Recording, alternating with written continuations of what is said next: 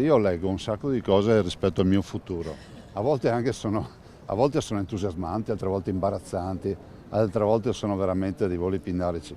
Non aggiungo altro, nel senso che il mio futuro lo programma quando sarà ora di programmare il mio futuro.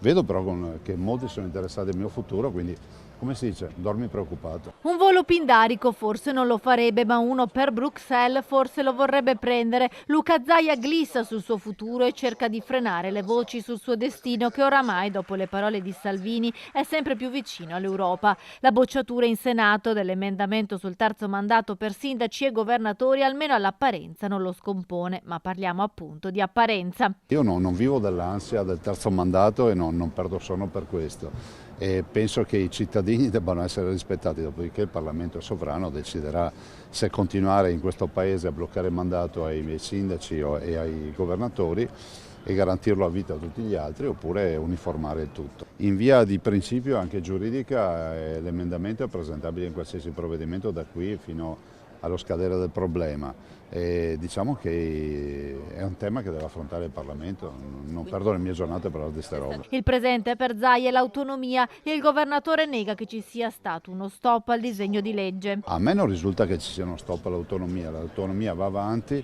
c'è questo provvedimento in discussione alla Camera, verrà votato alla fine perché accadrà quello che è accaduto al Senato. Se non fosse così vorrebbe dire che la maggioranza viene meno uno dei pilastri del programma di governo. Per Zaia l'incontro con Salvini è stata l'occasione per annunciare la prossima inaugurazione prevista lunedì a Trissino nel Vicentino di 2 nuovi bacini di laminazione e il punto degli ultimi cantieri della Pedemontana. Pedemontana verosimilmente faremo i 2 innesti sulla 4 in direzione Milano e Venezia alla volta di fine aprile, primi di maggio.